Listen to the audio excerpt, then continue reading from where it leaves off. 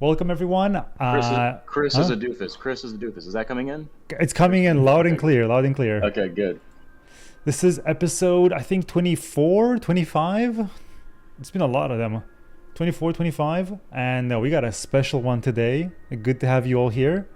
And we have a bunch of guests today. It's Chris, Cole, and Jimmy. You guys have met Cole and Jimmy before, and you guys know Chris. And yeah, they're gonna talk about a bunch of stuff for season two. As you guys know, season two is coming very soon, coming out very soon. Season two and beyond. We'll show some things we've never shown before. And yeah, that's it. I'm just gonna shut up and let you guys do the talking. It's a big presentation today, but we'll also take some Q&A at the end, as always. So yeah, the last few Meet the Devs have been trying to like talk about season two, but it's so connected. Every system is kind of connected to each other, so it kind of landed into this huge presentation. So not only we're going to talk about season two, but also some stuff after season two, which is why we brought Cole and Jimmy here as well. They're going to show off some of their latest artwork too, to kind of talk about the where we want to go after season two. Yeah, so let's just kind of get started. So thinking about the goals, and let me know if this something happens with the deck or whatever, I could fix it. But going back to like what the goals of season two were, so far we've had two seasons, season 0 and then also season 1, which is the last season. And a lot of things have been improving, and the last season we added 2 new maps with Greenwood Night and with a crypt map, and that was mainly to just add more content and stuff like that to the game, just so we just didn't have one map to add a sense of progression. And so we're also continuing that in season 2, not so much in maps, although we are adding a new map, which was a community request to add a more entry tier map, but also to add more systems to help with engagement. And so you'll see that a lot in this deck of just things to do in the game, more progression, that kind of thing. General polish and improvements are just a smattering of different things, which you'll see more reflected in the patch notes, which we will share in the middle or towards the end of the Meet the Devs, maybe at the end, so we can get some Q&A with it. And yeah, like the biggest thing is really going to be a new player experience with this new map with Goldbrook. So it's again, I can show it in that. Oh, and here I just wanted to show like all the new house sigils that we put in. I think Jimmy did most of them or all of them. Yeah, we wrote some like fun lore and some tidbits in there for each of them as well that you could check out. Yeah, all right, let's next slide. So a big thing with new player experience is going to be this new map Goldbrook, which is like around 80% PvE. There is some section of the map that is PvP that players kind of get funneled into towards the end of the experience. And then so there is that, and we've talked about this previously in the other Meet the Devs. It is an experiment, so we're very curious to see like how the PvE sort of experience goes. We also allow you to see other allies, like their nameplates and these sort of things in the PvE area, so it could spark some fun player interaction. And we've also locked the other maps like Greenwood, the Crypt, etc., till basically level 2 or a few levels after level 1, like I think it's 2 to 4 or something like that, just so the funnel players into Goldbrook, just so that that's their first experience in the game. Because we have noticed in the past some players queue like internally we some of the new players would queue some of the later maps, and we really want to make sure that they have a good first player experience. And then one other thing, which was a community request, is to add a lot of the context abilities, we call them, like the evade attack, the sprint attack, etc., into the spellbook. And so this was it doesn't seem like it, but it was pretty much a massive undertaking of just a lot of text to write and data work to get in there. But hopefully this also helps new players as well, because we've heard some feedback of adding people trying to figure out all the intricacies of the combat system, which there is a lot of depth there. And I bet you didn't know that the jump attack with the death ball is called Seismic Crush. So there's that. All right, next. So one big feature that we're adding this patch, and if you've been savvy, you've been reading our roadmap since the beginning. This has always been part of the plan, is to add something that we call campaigns, which is quest lines essentially. And we're adding one for each class, as well as 2 ones for zones, one for Goldbrook, the new zone, and one for Greenwood Day. And what's fun about it, and the quest lines are very common in most RPGs or MMOs, that sort of thing. And you can kind of see here on the right, three ones. These are for each class. And if you complete the quest line from the first quest, it's the first like little circle, to the final one in that middle, or usually it's in that middle row, you earn the final rewards for that campaign. And some of the quests are a little bit new this time around. Some require you to extract, some require to do 2 things at once, like gather, I think it is like a burial shroud and extract with it. So there's some new gameplay with that. We're going to be adding more as time goes on. And so, like I mentioned, yeah, we're launching with 7 of these, and they reset each season. So think about them as like a bite-sized battle pass, basically, that resets each season, that has gameplay.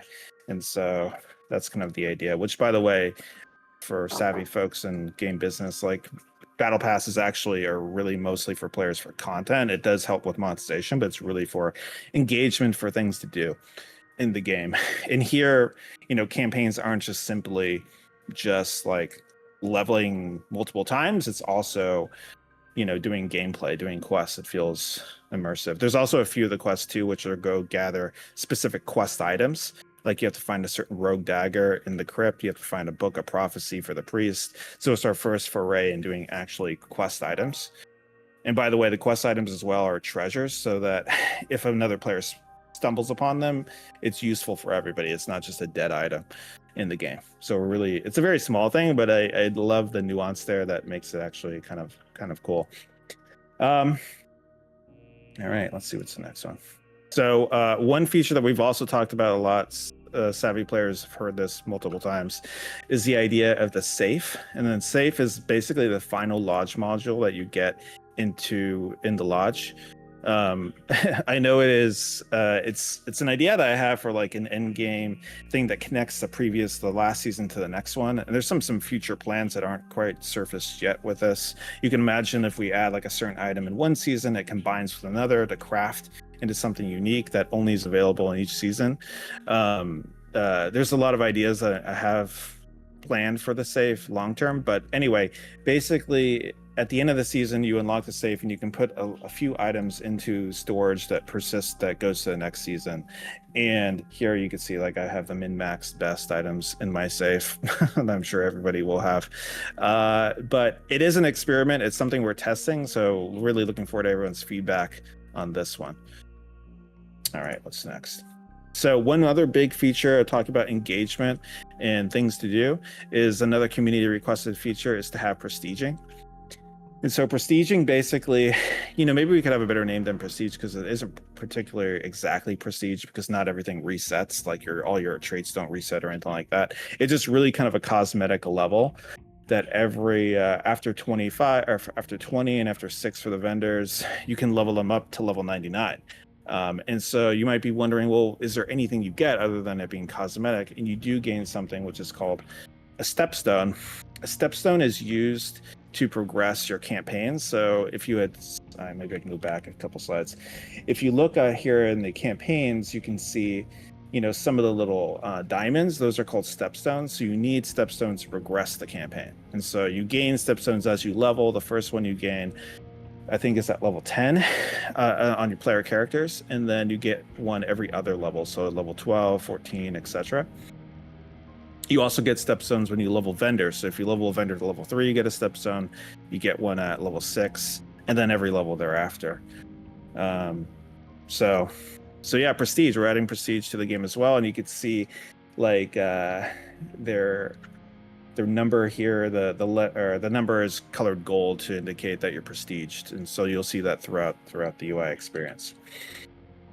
Oh yeah, I actually had a screenshot here, so you can kind of see in a bigger picture here the campaign. So when you open up the campaign, this is what you'll see. You'll see the quest line, and you'll see where you put it in the stepstone. here. There's so much. I could probably do a whole meet the devs on the campaign system itself. We're going to add a FAQ for the campaign system itself, just so that everyone can kind of get up to speed of how it works. There are some improvements that we want to do to the campaign over time that we notice when we've been playtesting it, like making a few things more obvious. One other thing you'll see here is one of the rewards. It is a cosmetic, and so we're going to be adding some cosmetics to the game. Let me see what the next slide is here. So we are adding some cosmetics. We're adding a cosmetic shop. It's our first foray into doing this, and we want to test this out in early access to get feedback to see what you like, if players like it. And so some cosmetics that we're doing first to start is a skin of weapons. So we're not changing the geo of the weapons. We're changing just the looks of them. And so we think this is I know players do like that that you can tell what the item is by looking at it, and that is really important for us. And so we are making sure that is the case. And we're also adding a very new kind of, it's our own thing. I haven't really seen this in the game, is something called a Warbanner system. And this was really kind of Cole's idea as well, as this feature that we think is really cool, of just plopping a war banner down on a player after you kill them, or you can just put them in the world randomly if you clear a POI or these sort of things. And so the new currency is called Dragon Teeth, which we think, is a little thematic, and there'll be more stuff about what Dragon Teeth are in the lore and that sort of thing going forward. But ultimately, really what the goal is with monetization for the game is to really kind of support legacy and building more content and stuff like that to the game. And we'll show you a lot of things that we have cooked up towards the end of the show, but also to help with marketing. I know everybody here, the primary thing they DM me with, and it was brought up constantly, is how can we grow legacy, how we can get more players. And so what is good about legacy is just that we have really great marketing efficiency. Whenever we spend a few dollars in marketing, we get a way bigger return, like 6x, in terms of people joining the game to purchase it.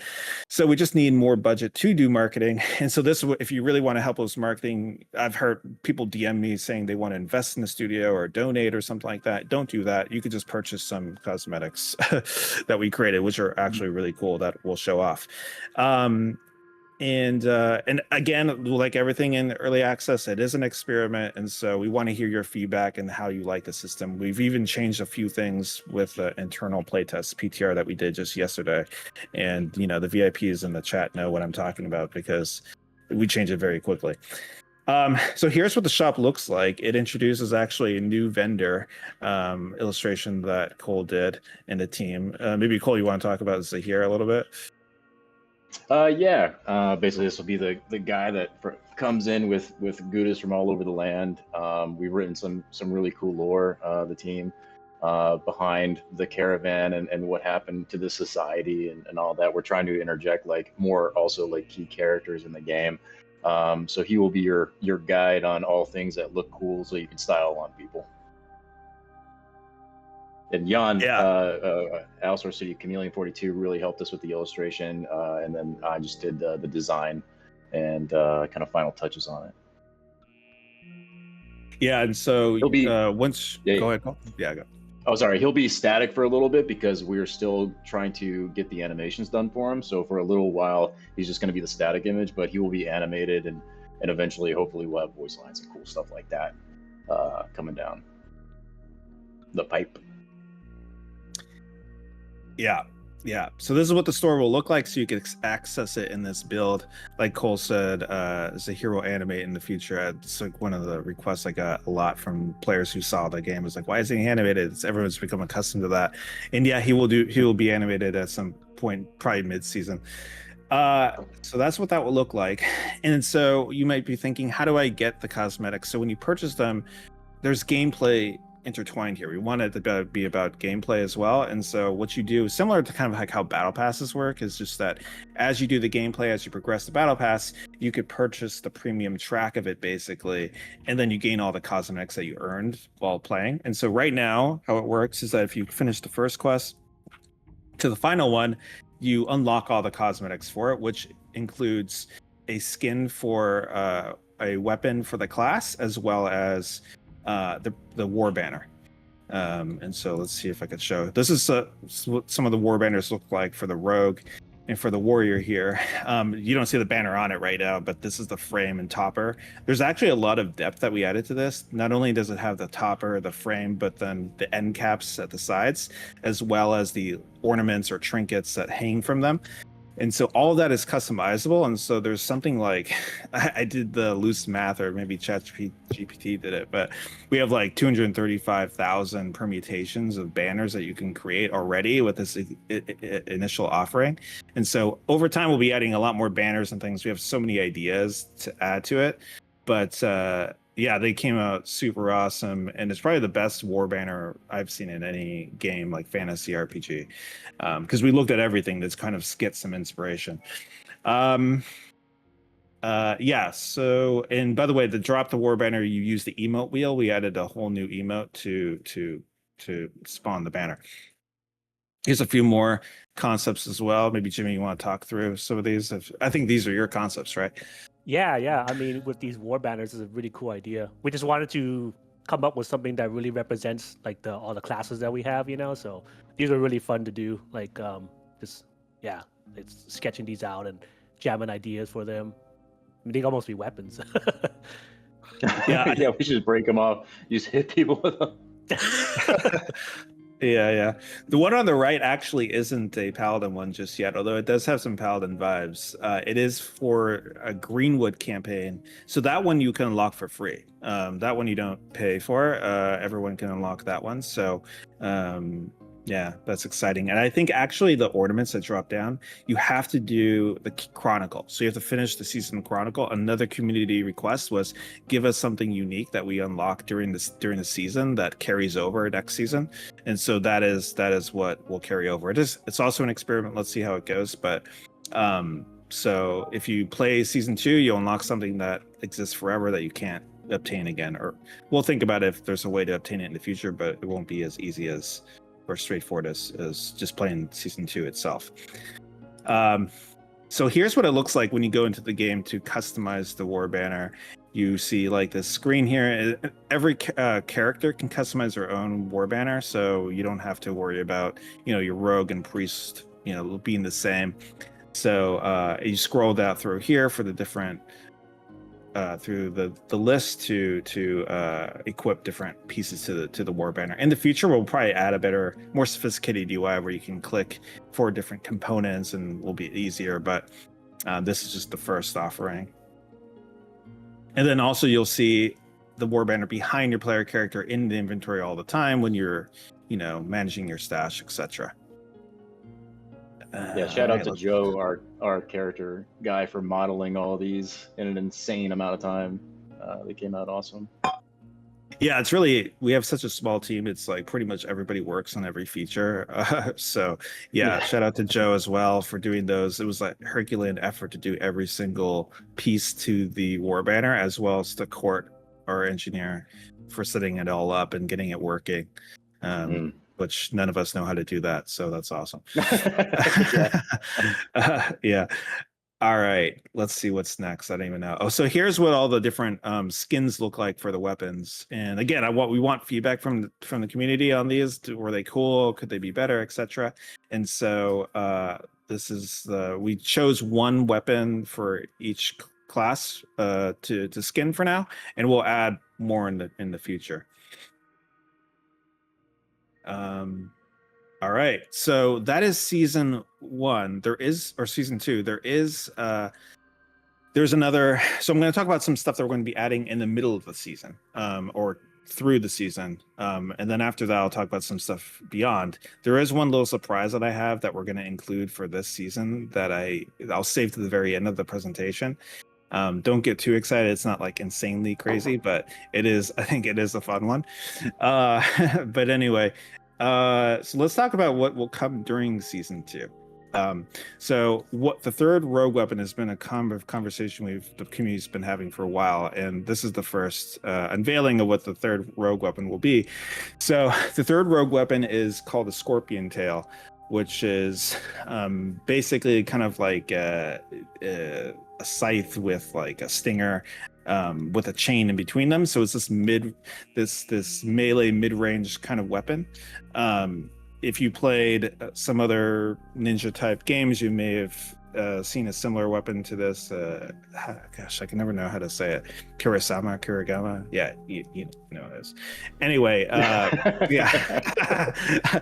Joe, yeah, there you go, Mel. Mel's got us.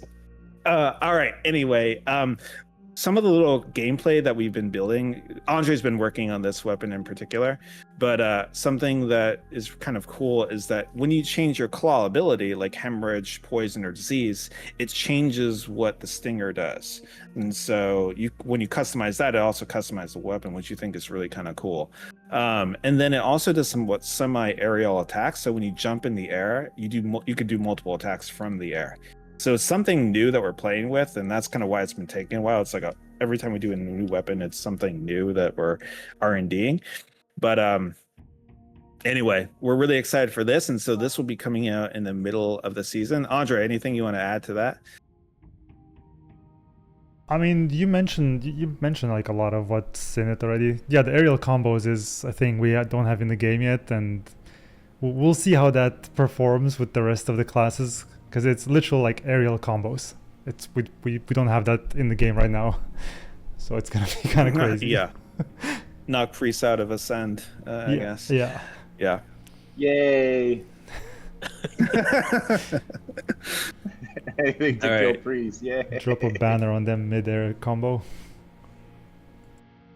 All right, next slide here. So more things that will be coming till season 2 are the third wizard set they'll be shipping, as well as this is another concept of a scorpion tail here, the spider fang, I think it is.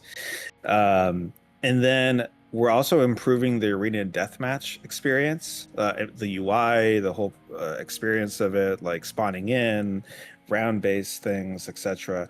We're also talking about improving and doing maybe a bespoke arena map. I'm not going to promise that, but that is something that we're talking about internally doing. I don't know if that would make mid-season. Maybe it's more next season kind of thing.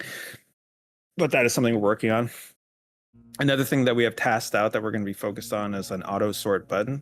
I know this is another community highly requested feature to add. And then if you saw the campaigns now, we're going to add a hardcore one. So the initial offering, I think, and we've gotten this feedback, wow, these are not too crazy.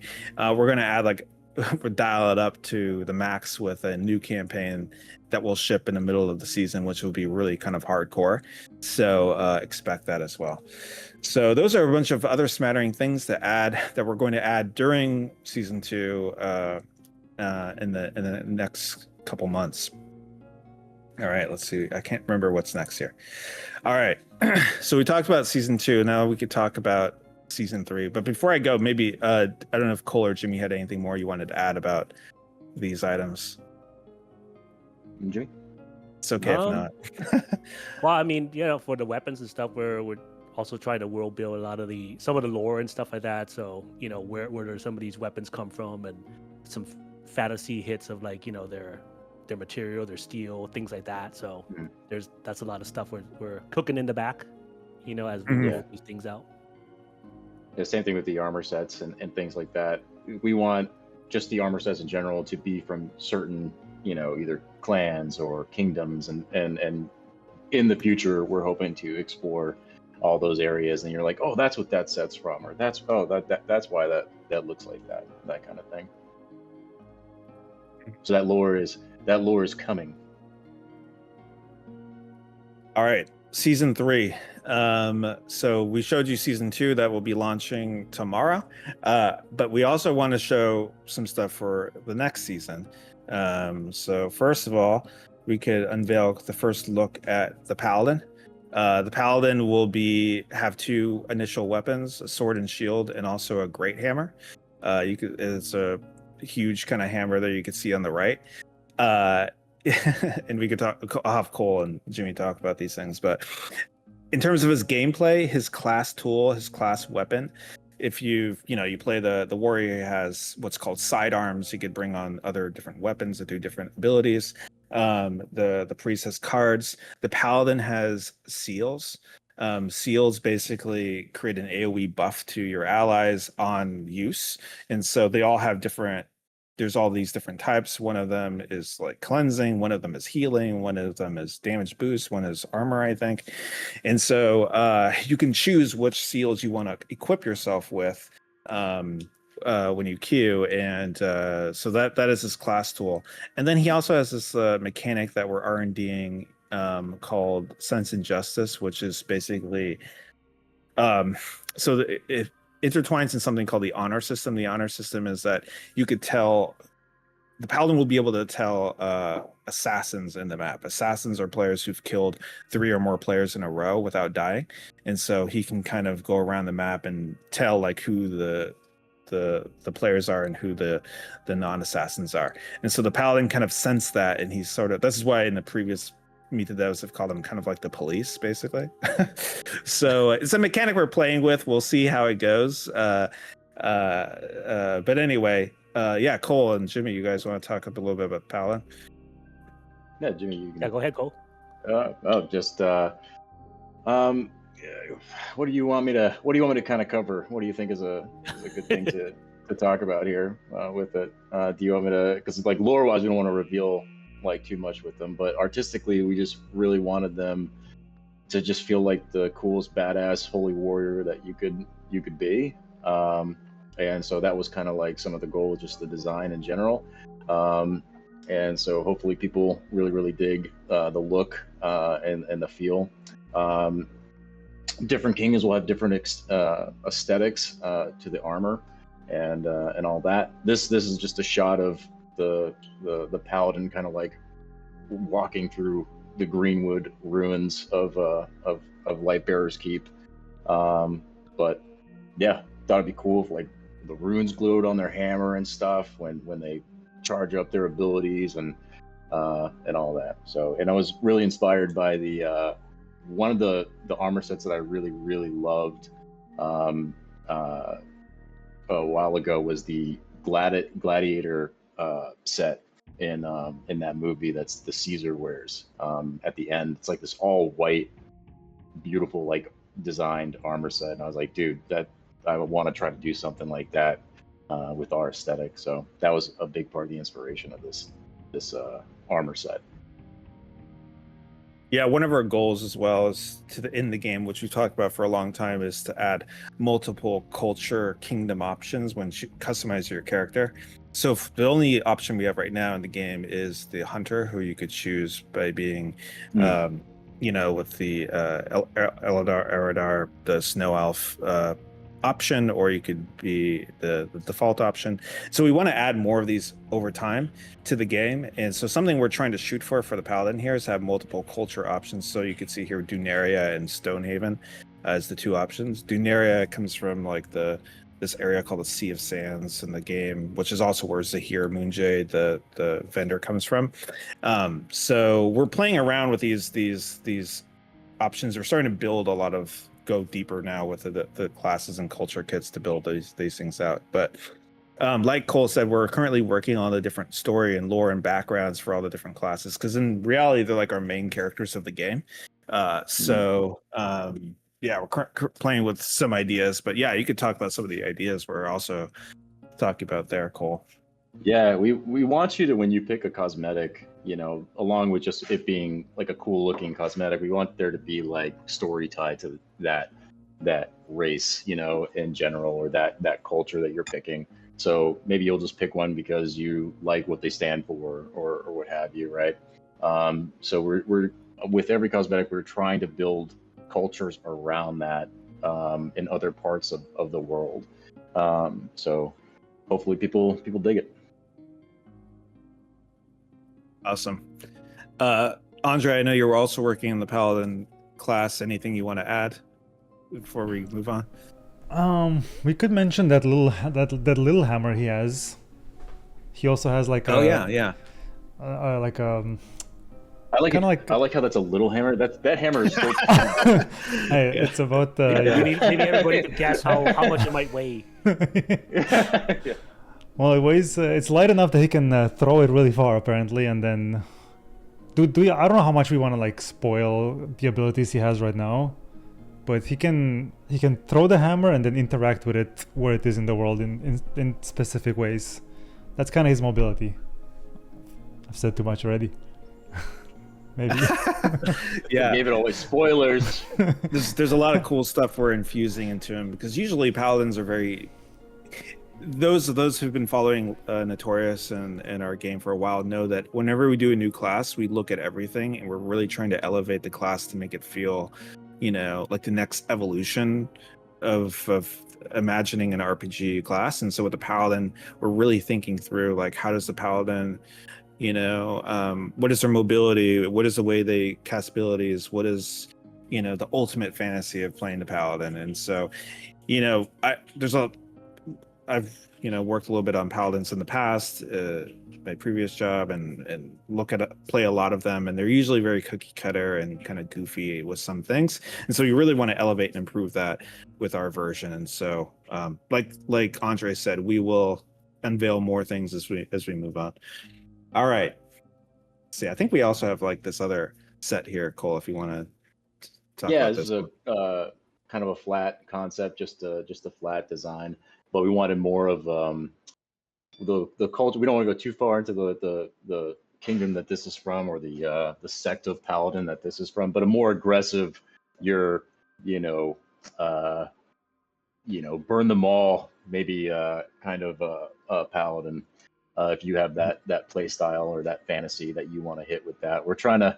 There's going to be something hopefully for everybody, and your kind of attitude or play style that you want for paladins in general. Are you the righteous, super super holy one, or are you doing God's will in other ways? Kind of thing. So that's what this set is. And just vengeance. Yeah. Sweet justice. All right, I can't remember what the next slide is. Let's see. All right, another thing that we're adding season 3 or working towards. I mean, everything is always, we've held true to all of our roadmap in the past, but mostly. But anyway, we're working on this new dungeon for Morthog. So as you know, Morthog right now, he's moved around a bit. He was in Greenwood Day, and then he's in Greenwood Night. And so he may move again into his own lair dedicated to him, which will also include a few other surprises, like its own experience. And so this will be a PvE area. So when you bring gear into here, you don't lose that. It's just, it's a different experience. It's like doing like a raid or dungeon and an MMO kind of thing. However, of course, all the gear that you get in the PvE experience, it benefits you here. So it really makes blue gear and that sort of thing feel really useful. And he'll be tuned a little bit harder for that gear. There's also going to be potentially some other bosses that we may add into the experience, or other kind of combat experiences in there. We want to improve the encounter design. But anyway, yeah, so this is one big thing that we are going to be working on as well, is Warthog Slayer. And that's Jimmy's concept, I think, here, of some vibes. Did you want to talk about that, Jimmy, at all? Yeah, just we're trying to come up with some of these new dungeon experiences. So it's just doing like an early sketch, little mood piece, just to kind of get the feel of how his lair might feel like, and these are really cool too, just like opportunities to kind of like build out more of the world, tell a little bit of the story of like some of these enemies and characters, right, by like going into their lair and seeing what they have in there, stuff like that, what he's collected. He's actually moving around because he's looking for a lost toy that he grew up with, and he's trying to find it. No, I was kidding. Yeah. John was joking that, wow, you could just get up there and grab some dragon teeth. There you go. Yeah. You can find in-game currency. All right. Okay, now an exciting section of the presentation. Now some stuff we've never talked about before. So beyond season 3. Okay. Yeah, let's see what the next slide is. I can't remember. So, as you know, the Paladins are our next class that we're adding, and so there's some thoughts of like, what is the class after the Paladin?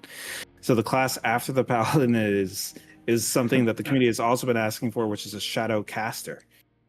So the witch, we're introducing the first concept of the witch here.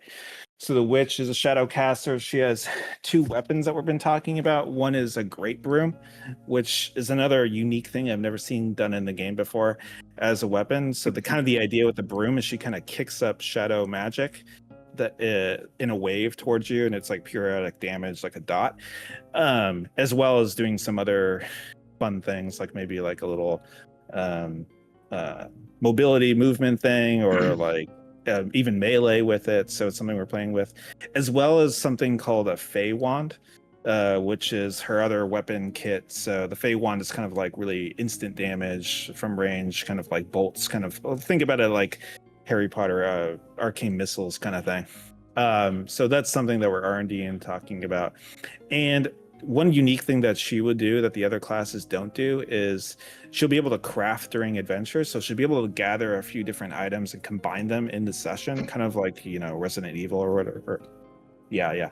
Where you just like combine some items in the UI and it will craft an item. So she can craft like, wards or hexes and curses and these sort of things in the session is kind of the idea. And then finally, she could turn into a cat. So you might be asking, why she turned into a cat? Well, we really have one kind of what they call rat class right now, which is the rogue. And I know the rogue is really fun to play. It's a really cool fantasy that a lot of people like. But I also think a lot of people play the rogue because it's very accessible. You could stealth. And so the witch can turn into a rat and kind of as it's around the size of a house cat, and she could run through the world maybe a little bit quicker or more efficient or harder to see, harder to capture kind of thing. And so she could switch between the cat form and her normal form to navigate the world in a very different way. So anyway, that is the initial ideas with the witch. Cole, did you want to talk about the witch at all?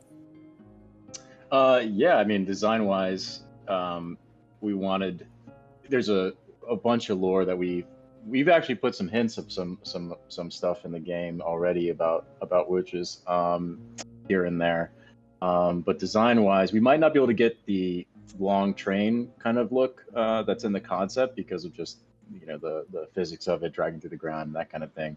But we wanted them just to feel like a kind of seductive, how do witches actually use their power, and if they're kind of pulling in people and making them take really bad deals and curses, and almost like a monkey's paw kind of mentality to them.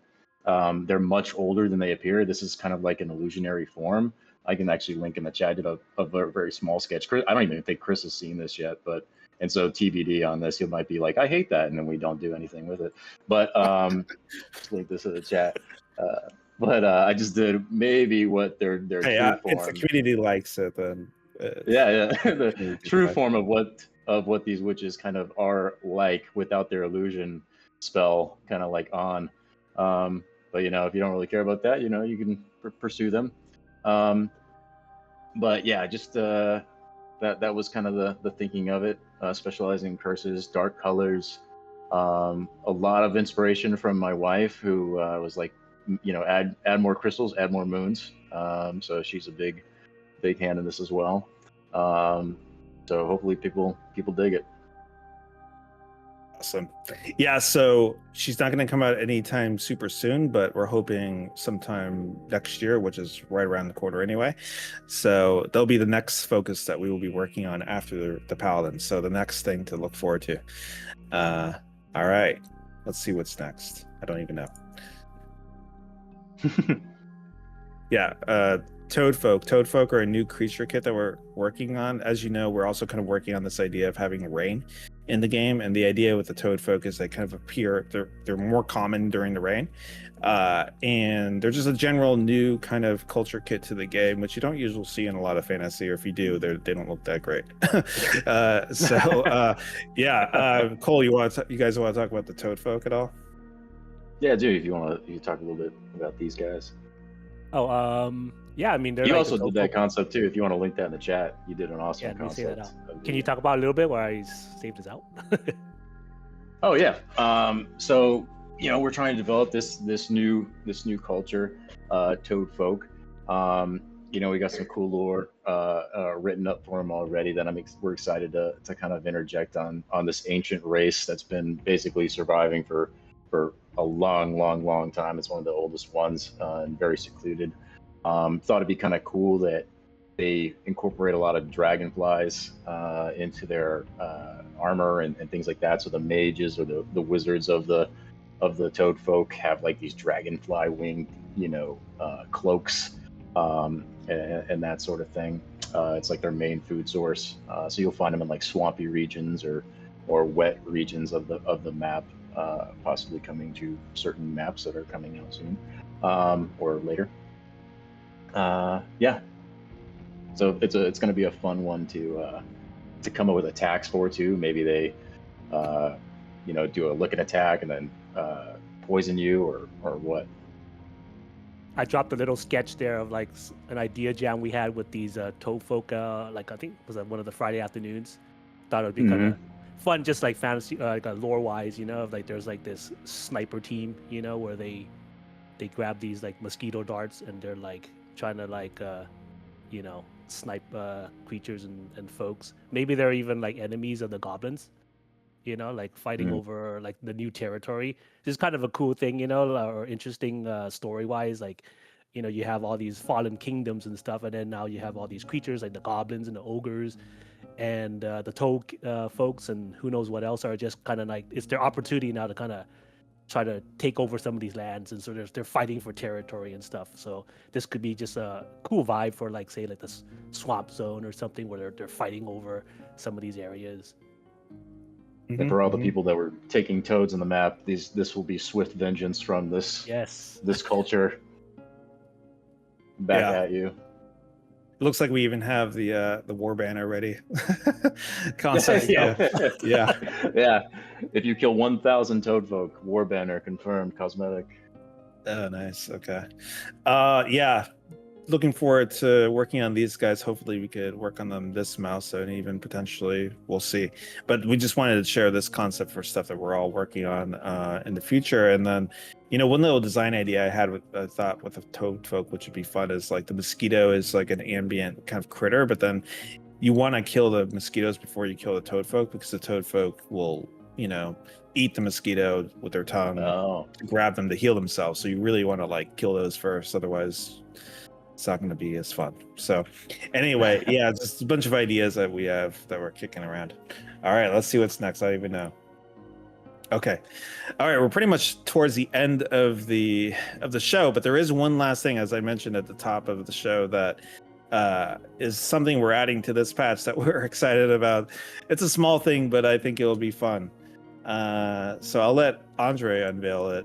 You ready, Andre? Oh, I'm unveiling it? Sure. 3, 2, 1, drum rolls. Okay. Drum roll. In post. We have fishing. Boom. I'm ready for the applause. Yeah, fishing coming to the game. Joining. Yeah. Thank you. Oh my god. All right, everybody, calm down, relax. I know it's huge, but you can now fish in Goldbrook. For now, it's just Goldbrook and Social Hub. Probably gonna add them to other maps in the future as well, but right now we're doing just Goldbrook.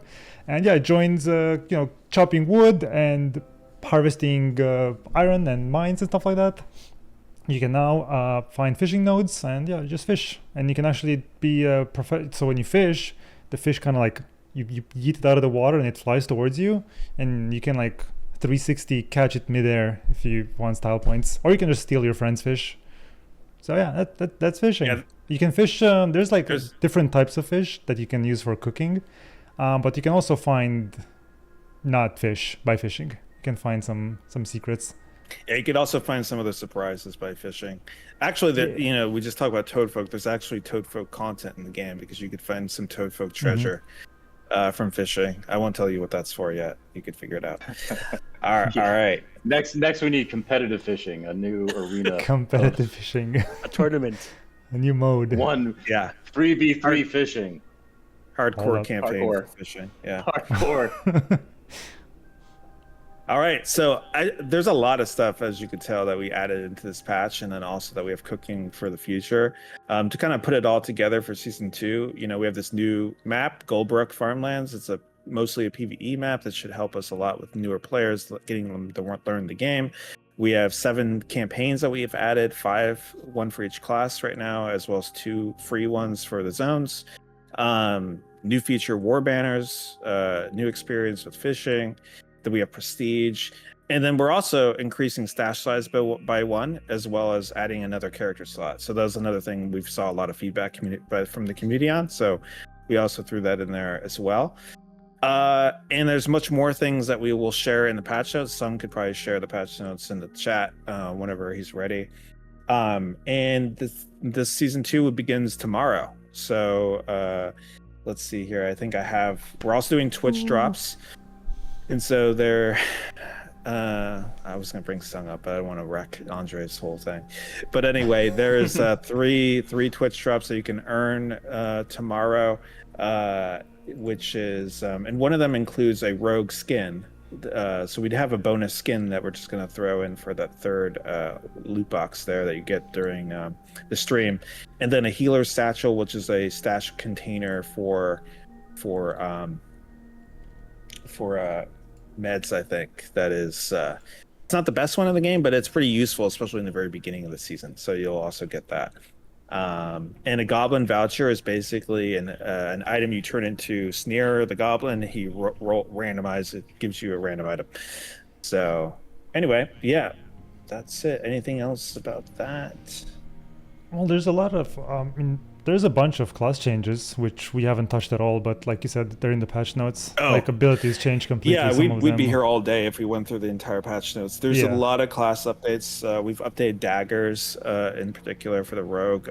If you caught last previous Meet the Devs, we always talked about doing a dagger update, and so there's a lot of experimental things that we've having there, as well as smattering of different things. There's some new VFX too for Priest Heaven's Wrath. I don't know, there's a lot of things. So whenever Sung's ready, he could send that out. So anyway, season 2 begins tomorrow, and that's all I have.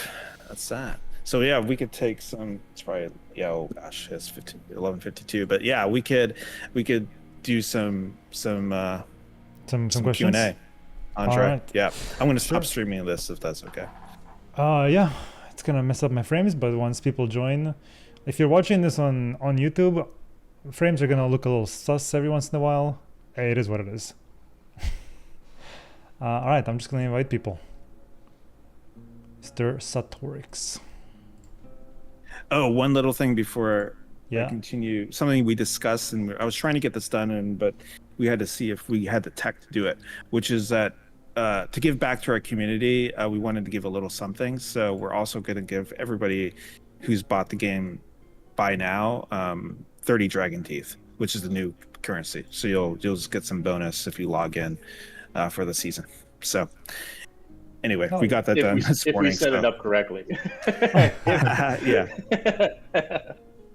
Yeah. All right. Hey guys. Satorix. Yo. Hello. I had a question about the whole dragon teeth thing. As you guys know, I think monetization through skins is amazing. I'm such a supporter of it. I think it's an awesome thing. But I also wanted to ask you what you would think about possibly adding a way for people to earn dragon teeth, either like extremely slowly or like extremely long-term goals, so that way you can entice people to play your game with the free-to-play in mind while still grinding towards a goal of these exclusive cosmetics. Yeah, it's something we've talked about internally already. We were looking for some opportunities maybe to do that. It's nothing to announce just yet, but we're open to the idea spiritually.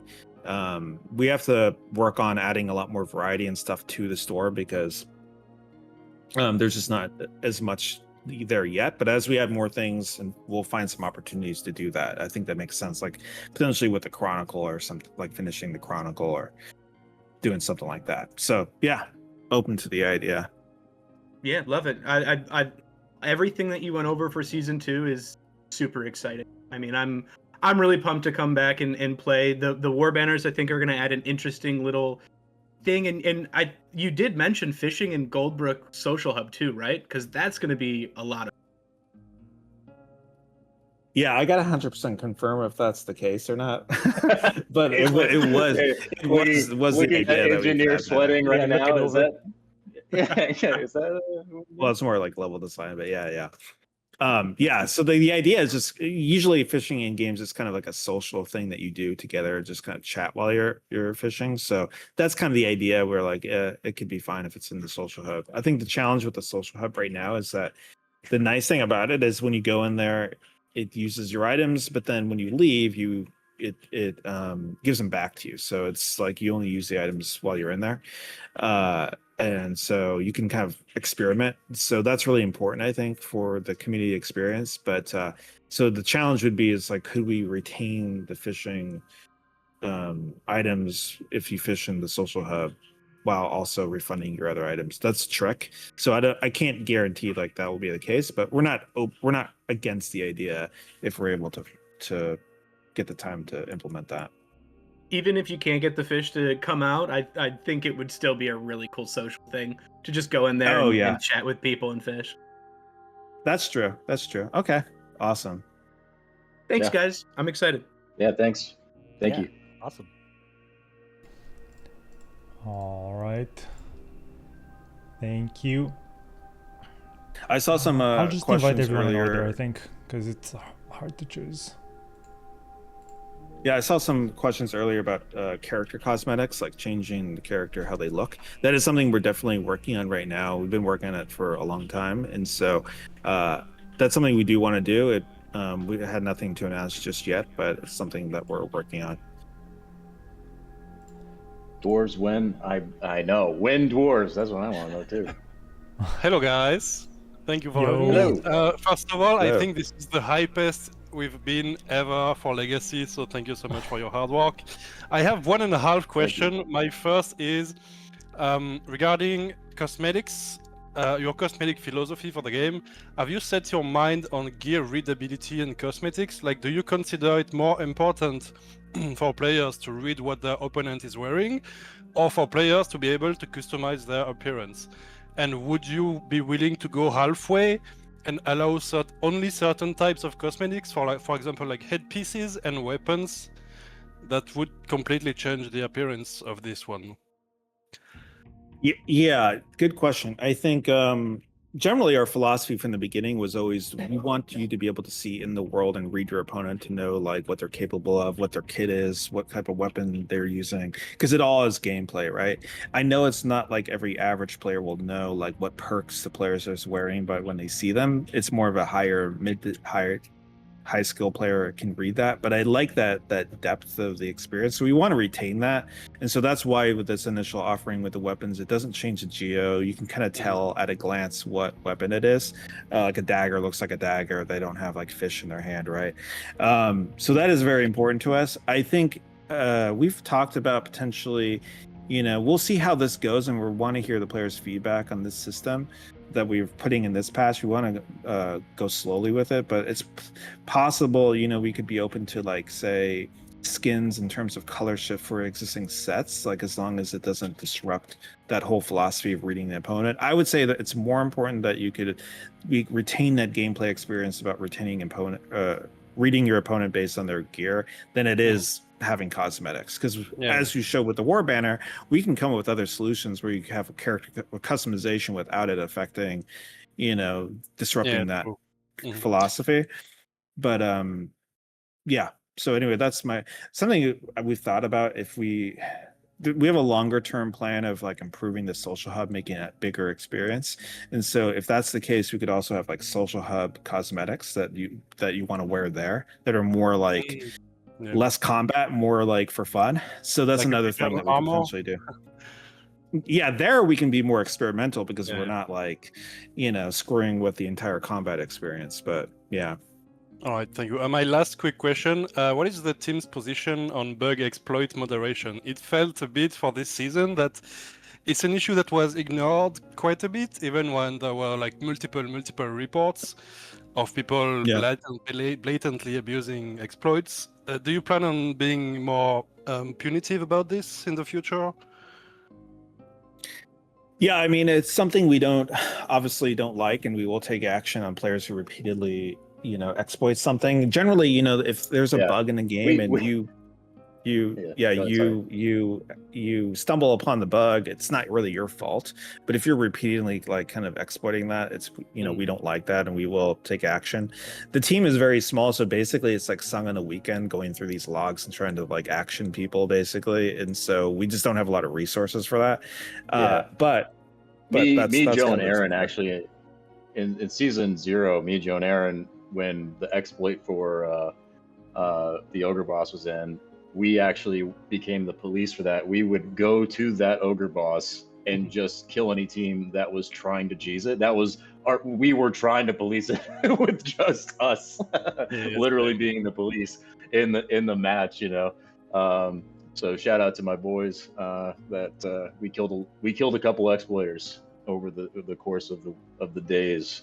We got the Paladin, so. Yeah, now we actually just made a class so that they can police it. Maybe the Paladin could also have sense cheaters as well. Yeah, sense exploit. We can sense them even without being Paladin. Yeah, but no, we really frown upon it here. Want it to be fair and balanced, and and all that. So no, we don't like exploits at all, and try to do everything we can to stomp them out. All right, that's usually reassuring. In what you usually don't see too is like what we're usually spending most of our energy on is also like fixing them, right? And so there's I don't know if Sung's posted patch notes yet, but I guess we didn't even outline every fix there, but we've been fixing a lot of things in the patch as well. So yeah. Anyway, thank you very much, guys. I think that's all for me. Thanks for the question. Thanks for the questions. Thank you. Later. For sure, we didn't mention every single fix we did in the patch notes because there are a lot of things we're fixing, and some of them are easy fixes. We just like move on, and sometimes they just we forget to even mention that we fixed them. Sometimes in the process of fixing bugs, we create new ones. It's just how it goes, I guess. Hey guys, can you hear me? Yo. Yeah, we can hear you. What's up? Did you going down the road, are we? Yeah, we're going down the road. Okay, so my question is about the core gameplay loop of for this next upcoming season. I started playing last season at the beginning, and it felt really good to progress from junk kit to white gear to green gear. After you get to the green kit era, or the green kit level of the game, going to blue gear feels super monotonous, having to get those the spider silks and the whatever, and then same thing from blue to purple. And it's especially ridiculous with purple, the amount of pure time it takes to get these items.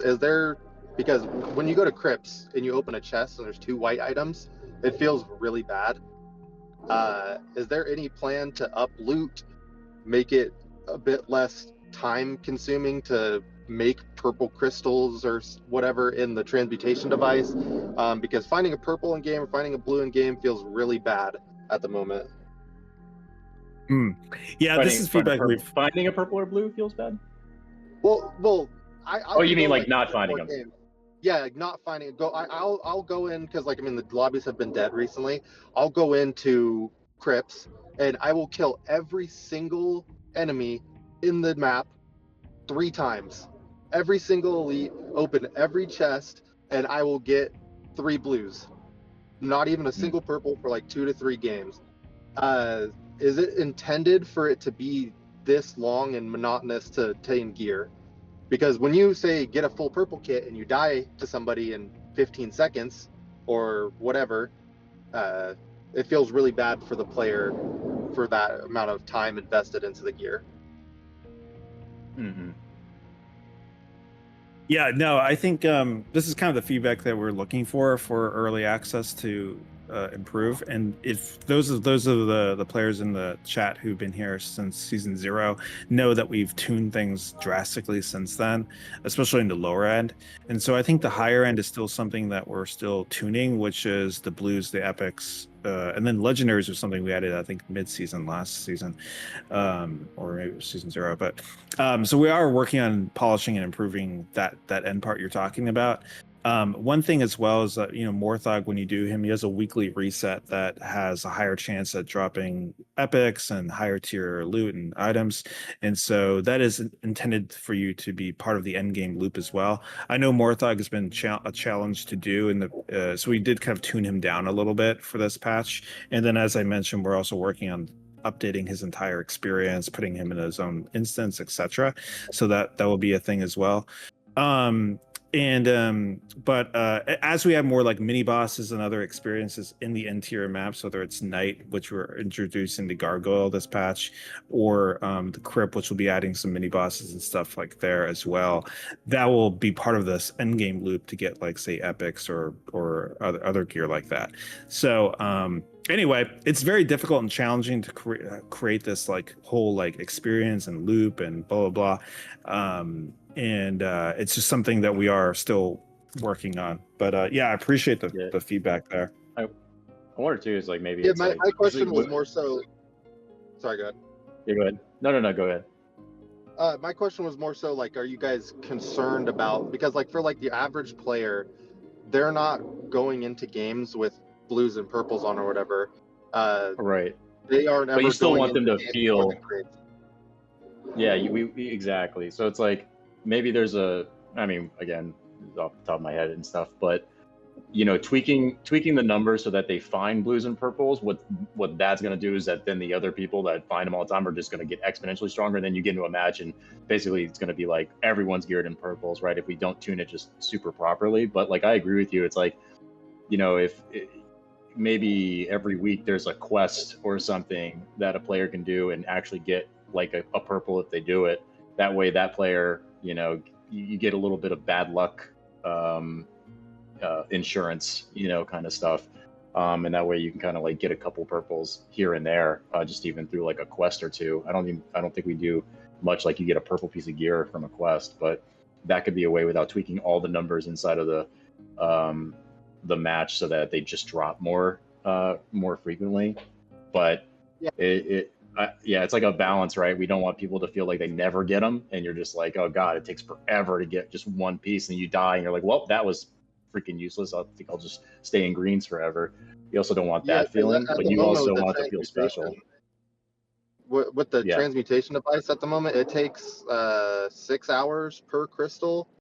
So just for one piece of armor, it takes 12 hours to craft, and that's not including like finding the burial shroud and the oak wood log, the ironwood logs, and all this stuff. Like, it just seems like the difference between like crafting and waiting for something to make versus like just playing the game is like a little off. Like the amount of time it takes to just craft it compared to like just finding it. Sometimes it's like super.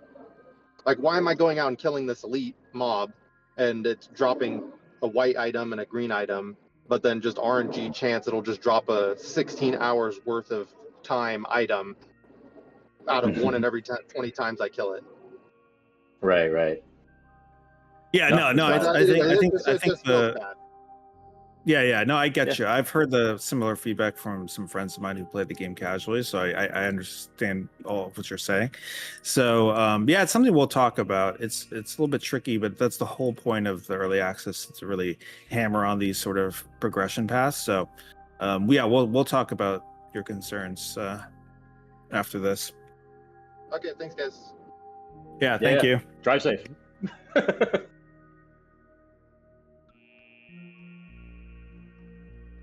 All right.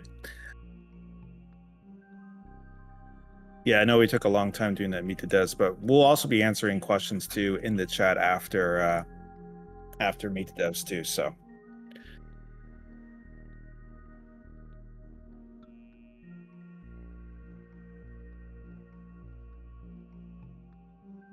Okay.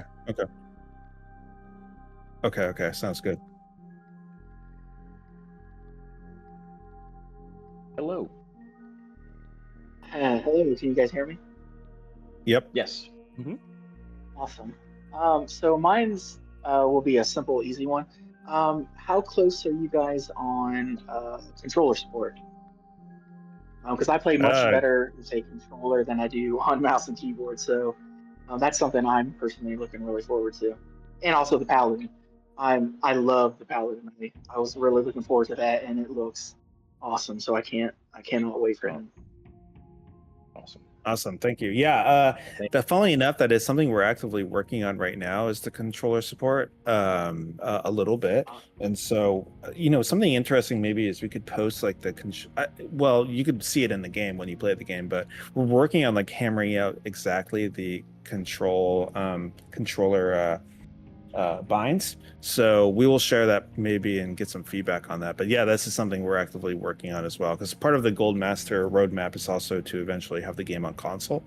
So it's something we're working on ambiently in the background.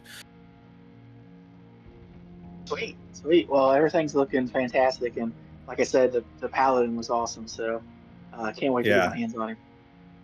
Well, one question for you: Thanks. Which controller do you use? I'm just curious. Oh, okay. I use the Xbox. So. The Xbox one. Okay, gotcha. Yep. Awesome. Yeah, me too. Okay. That's what I prefer. It just feels better. And yeah, no problem. Thank you. Yeah. You guys are doing fantastic. So keep it up. I love it. Oh, thank you. Awesome. Thanks. You're welcome.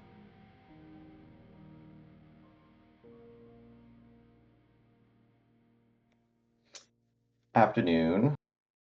Hello. I had a couple quick questions here. I'll try to start with the more interesting ones first. But someone actually posted in general chat sort of like the idea of in-map more random events that happen. We have the point of interest, which are really cool. But then, are you guys looking at trying to add some more stuff like that could really add some really cool items or things that you really want to go and fight for to create more conflict with other players? Yeah, this is something that is one of our North Stars for the game in general, and then also something we're going to be focusing on more after the season goes out is more like kind of dynamic events or things that you do in the session. So every time you queue, it feels a little bit different. I think the first thing there that we're going to do is like stuff like weather changes. So it will change not just like cosmetically, but then some of the spawning, like we showed the TOADFOK today. Kind of the idea is that when it rains, some of the mobs and POIs switch out from being, say, skeletons in Greenwood or goblins to TOADFOK, that kind of thing. So we'll feel like the map is a little bit different when you get that weather system. And we have a bunch of other ideas as well on changing some things. Like one idea could be like random different quest givers. Like I was thinking we call them wanderers, who spawn in the map and give you like a quest inside the map. And so those are basically a turn-in quest or something like that. Could be spawned randomly in the map, and the idea to collect do all of them, and which are basically kind of random.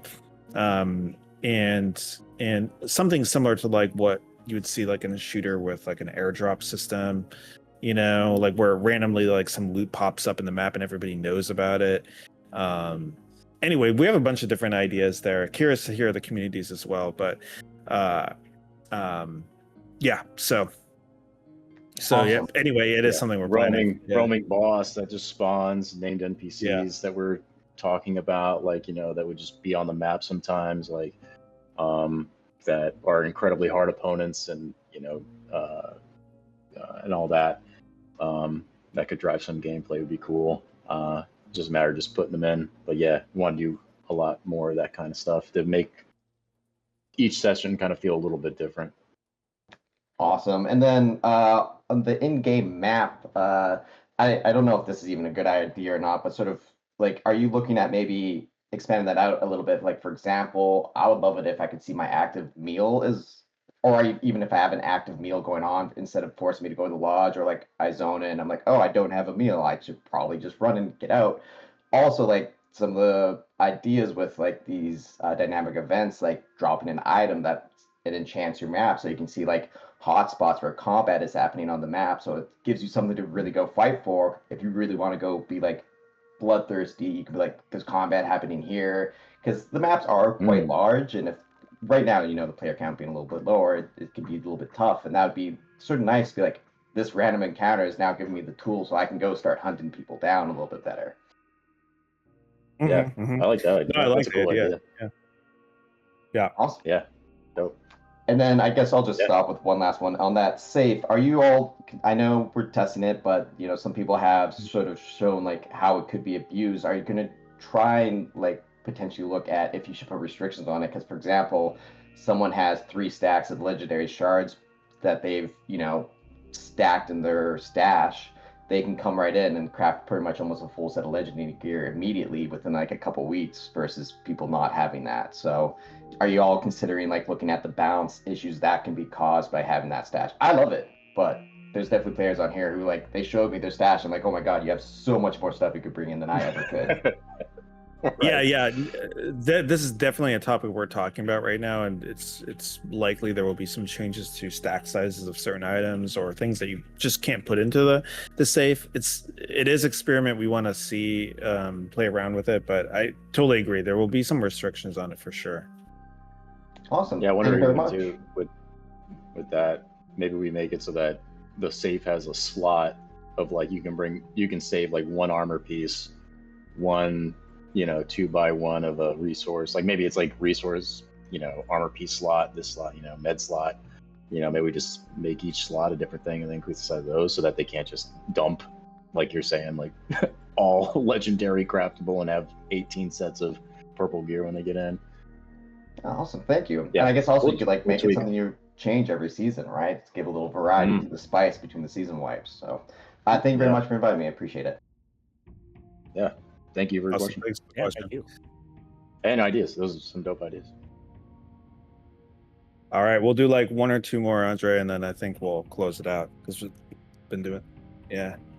But one other thing I wanted to share as well to the community is not everybody can join the Meet the Devs. I understand that. It's a very kind of, set time of the day if you're working, etc. I know, people try to join even if they're driving, it sounds like, which is awesome. But we're going to... Please be safe out there. Yeah. But something we are going to do as well is launch a new website community thing. If you go to a bunch of other games have them where you could upvote ideas and discuss them in a little online community thing. And so we're going to launch this with this patch and season. So we will pay a lot of attention to features and ideas and things from the community that get upvoted and discussed a lot. So we'll be launching that sometime right as we launch the season or once we share the patch notes. So awesome. Okay. Hey guys, love the game. Great Meet the Devs, by the way. Thank you. Just one question. I was wondering about when you start a game and you go into solo, great experience. But I think a logical next step is to do mixed fill. And at the start of the season, it's great fun. But as the season progresses, you get matched up against pre-mades and full purples. It's a lot less fun experience when you're with 2 randoms. So any ideas of getting a mixed fill rotation or a mixed fill event or something? Yeah, something we're talking about right now. I didn't put this into the announcements because it's still something we're working on. I'm not sure when this will go live. We have some of the tech, but it hasn't been fully completed, which is to essentially rotate a lot of the maps and modes to concentrate the player base to certain things. There'll always be options from a solo player or want to play mixed or duos and stuff like that, always up at the same time, but to kind of rotate them so that we concentrate the player base so that we don't get the experience you're talking about, especially when the season gets towards the end, which you'll get less players there. It's less of a problem when the season launches. So anyway, this is something that we're talking about doing. We haven't pull the trigger on it just yet because, like I said, there's some dependencies that we have to figure out, but that would be the idea. So I do like the idea of hey, this Greenwood day is now duos, or Greenwood day is now mixed, or Greenwood day that kind of thing. So anyway, I like the idea. I think it makes perfect sense for the game, especially as we add more maps, because the more maps you add, the more stretched the player base will be.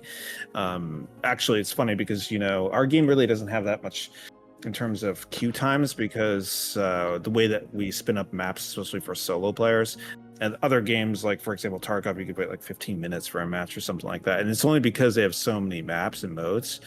And so as we add more maps and stuff, that will also be a problem for us in the future.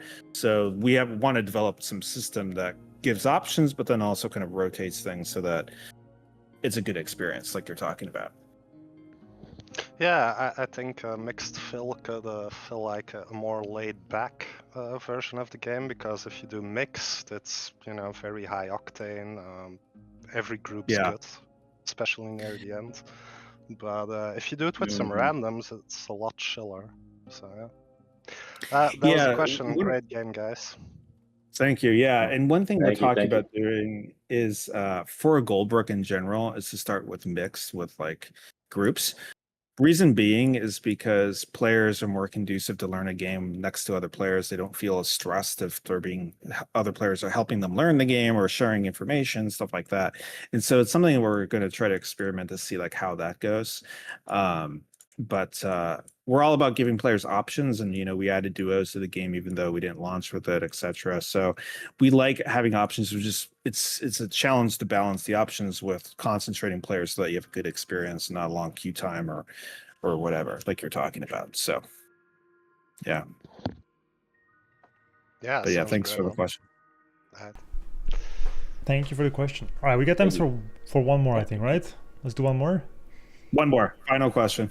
Okay, give me a 1 to 5. 1 to 5. Give me a number. Who wants to give me a number? Cool. 2. Number 2. Someone give me a number. Okay, number 2. Oh, yeah, 2. Yeah, cool. We have snow. Was it 2? Oh, you did? I didn't hear hello? it. Hello. Can you hear me? Hello. Yes, sir. Hey. Yep. All right. So I've got a couple questions here. The first one is, I think I could speak for everybody when we say we're super excited for season 2 and all the new content. But with new content, of course, comes new bugs. And with all the new content that we got in this previous season, a lot of bugs followed that. And I think if we don't have a major focus on bug fixes, it's just going to compound the problem. And I think that's the main complaint I hear from most people is the amount of bugs. And it really makes combat feel bad. Like, there's nothing worse about, winning a fight and being very up, 90% HP, the other guy's 10, and then you dodge and you get hit out of your dodge and they just roll you. It's a really bad feeling. So I was wondering what the focus is going to look like for bug fixes this season. Sounds very specific. Yeah, usually we focus more on bugs after the patch launches, like during mid-season, that sort of thing. We did spend a lot of time, especially the last few weeks, finishing out this build, focusing on bugs. But it is, as we move towards closer to 1.0 to Gold Master release, that's when we'll like hammer in a lot of the bugs. Reason being is because there's a lot of things in the game. I use experimental a lot in the presentation and with things. Is that some abilities are experimental, we may remove or change. For example, this patch we're updating daggers a fair bit. So we could spend a lot of energy fixing very minute bugs that affect, I know it's really frustrating, but it does affect kind of a smaller portion of the player population. But we always have to question, we're incredibly small teams, so we have to question like if that makes sense versus trying to get the rest of the content in and try to figure out the core vision and progression path and stuff like that, like some players brought up in the show. So but yeah, I think this patch you'll notice a lot of bugs have been addressed, and then we'll kind of work on fixing more as we go through the season. And then I think right up until we get to Gold Master, that's when like the hardcore bug fixing will really kick in, and we'll really be playtesting stuff with the community. We'll probably be doing a lot of arena events and stuff like that to hammer in combat bugs and that sort of thing. So yeah, bear with us, I think, but we don't like the bugs either, but it's always a challenge. Yeah. It's tough because it's more along the lines of like the top priority, like bugs you're talking about, where it's like out of the huge list that we need to tackle for those, it's like there's an amount of engineers that can fix it, and then there's also the same amount of engineers that need to make new features. So it's like, if we pull everything off to just fix all the bugs, no new features kind of get developed. So we have to like pick and choose and then try to squash the most relevant ones. And but yeah, trust me, we hate bugs and we don't like players being frustrated. And it's just a matter of personnel, really, how many people we can get squash and all that stuff. Well, that makes sense. Just a thought. Yeah. I know bugs are the #1 complaint that I hear from everybody. So I was hoping. I totally agree with you though. Like season 0, we had that one where it was like, what was the one where it was like you just walk or you couldn't even move, you just got static, you know? Oh yeah, there's a new one. God, I lost so many fights, because of that one. So yeah, there's some game breaking ones that I personally would like to see looked at, like being able to leap in place and not have it go on it doesn't consume rage and stuff like that, like very game breaking bugs that like have been around for a while, like cyclone not working, been in the game since season 0 and it's like the only movement ability. You know, just something like that I think should receive a little extra attention this season. Is you know, my only suggestion. But I love the game, love all the new content. It's amazing, super hyped for Witch. Thank you guys again for having me here. So. Those are really good problems to have. Like if our major complaint is bugs, and not we hate your game and its loop. That is I love the loop. Yeah. I love the game. The PvP is amazing, and it would just be like the best game ever if the bugs were just squashed. Like, it'd be sick if it worked. Yeah, exactly. Exactly. All right, thank you guys. Thank you. Thank you. Yeah, thank you. All right, I think that was the last question, right? Sure, time to wrap it up. Yeah, time to wrap it up. So we couldn't get to everyone. We usually can't, but we do our best to answer.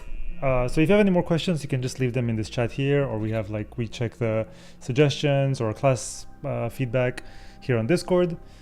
And yeah, we'll see you guys next week. Reminder that the new season comes out once again tomorrow at 9 a.m. PST. That's when the servers are going to go down. They'll be down for, we'll say 4 hours just to be sure, but it might be a bit less than that.